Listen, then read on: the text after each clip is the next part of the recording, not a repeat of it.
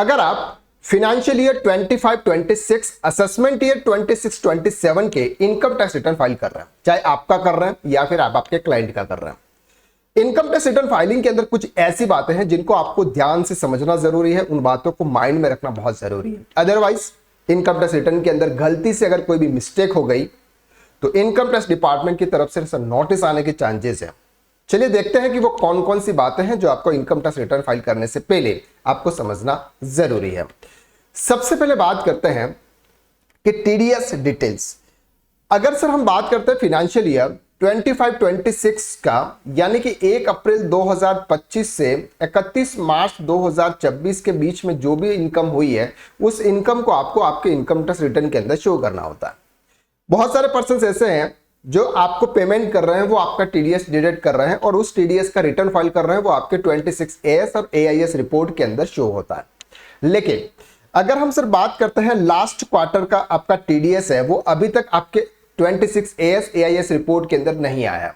Sir वो कब तक आएगा? वो आएगा सर 15 जून से पहले पहले, यानी कि 15 जून तक आपके 26AS या 26 AIS रिपोर्ट के अंदर शो हो जाएगा।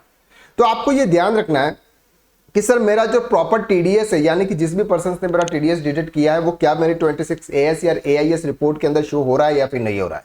अगर अभी तक शो नहीं हो रहा है तो रिटर्न्स को आप थोड़ा पेंडिंग कर लीजिए और वो टीडीएस आपके 26AS AIS रिपोर्ट के अंदर अपडेट होने दीजिए, इसके बाद आप इनकम टैक्स रिटर्न फाइल करिए। अदरवाइज क्या होगा सर, आप इनकम टैक्स रिटर्न फाइल कर लोगे, अभी आप जो आपके 26AS में दिख रहा है उसके अकॉर्डिंग आप रिटर्न फाइल करोगे, लेकिन बाद में वो टीडीएस आपका वहां पर से शो होने लग जाएगा, फिर दोनों के बीच में मिसमैच होगा और डिपार्टमेंट आपको डिफेक्टिव इनकम टैक्स का नोटिस सेंड करेगा। तो बेटर ये है कि एक बार आप प्रॉपर तरीके से चेक कर लें। सेकंड है sir bank account saving interest. बहुत सारे पर्सन जो 26AS को देखकर ही इनकम टैक्स रिटर्न फाइल कर रहे हैं, तो इसके साथ में आपको क्या करना है सर, AIS रिपोर्ट को भी चेक करना है। और AIS रिपोर्ट के अंदर अगर आपको कुछ डिटेल्स नहीं दिखती है तो इसके लिए आपको क्या करना है सर, बैंक अकाउंट भी प्रॉपर तरीके से चेक करना है। अगर आप किसी भी सैलरीड एम्प्लॉय का रिटर्न फाइल कर रहे हैं और आप ये सोच रहे हैं कि सर फॉर्म 16 तो उसके पास में आ चुका, लेकिन सर उसने ऐसे कोई शेयर परचेज किए हैं या कुछ भी किया हुआ है जो AIS के शो नहीं हो रहा है, तो ऐसे केसेस में भी आपको बैंक स्टेटमेंट एक बार जरूर चेक कर लेना है कि वहां से तो ऐसी कोई इनकम नहीं आ रही है जो आपके 26AS या फिर AIS रिपोर्ट के अंदर शो नहीं हो रही है, तो वो भी आप प्रॉपर चेक कर लें। Income from all sources. Sir आपको ये ध्यान रखना है कि किसी भी पर्सन के 5 सोर्सेज 5 हेड्स हो सकते हैं, सोर्सेज मेनी टाइप ऑफ हो सकते हैं। अगर कोई पर्सन बिजनेस कर रहा है तो वहां पर आपको देखना है कि सर उसका GSTN नंबर है कि नहीं है।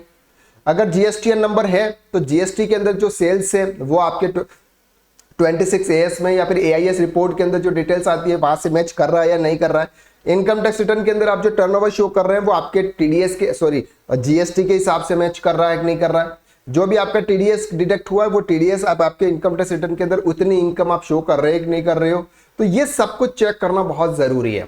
फॉर्म 16 से आप सैलरी की बात कर लेते हो, 26AS में अगर अदर देन सैलरी अगर आपका TDS डिडक्ट हुआ है तो वो बिजनेस का है तो बिजनेस में लेके जाओगे, otherwise income from other sources के अंदर आपको कवर करना। तो ये चीज आपको समझनी है कि अगर बिजनेस का रिटर्न फाइल कर रहा है तो बहुत इंपॉर्टेंट है कि GST को इनकम टैक्स के साथ में रिकंसाइल यानी कि मैच करना। जो सेल्स आप इनकम टैक्स रिटर्न के अंदर शो कर रहे हो PNL के अंदर, वही सेल्स आपके GST के प्लेटफॉर्म पर होना चाहिए। दोनों के बीच में डिफरेंस बिल्कुल भी नहीं होना चाहिए, इस बात का आपको ध्यान रखना। Deduction and tax payment. Sir अगर आप न्यू टैक्स रिजर्न्स के अलावा अगर ओल्ड टैक्स रिजर्न्स ऑप्शन चूज किया हुआ है, न्यू टैक्स रिजर्न के अंदर तो आपको डिडक्शंस नहीं मिलते हैं। कुछ डिडक्शंस ऐसे ATCCD सबसेक्शन 2 या फिर अग्निपथ के अंदर अगर आप डिपॉजिट कर रहे हैं, कुछ इन्वेस्टमेंट कर रहे हैं तो वहां पर आपको डिडक्शंस मिलेगा।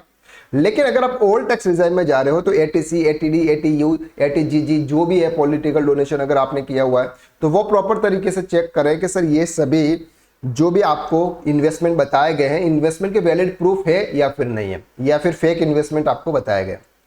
नेक्स्ट आएगा सर आपका Aadhaar form 16 and other proof, यानी कि बैंक स्टेटमेंट के अंदर आप keep Aadhaar, PAN, form 16, bank details and other supported document ready. जब भी आप इनकम टैक्स रिटर्न फाइल करें कुछ डॉक्यूमेंट्स है जो प्रॉपर रेडी रखना है आपके लिए बहुत जरूरी है।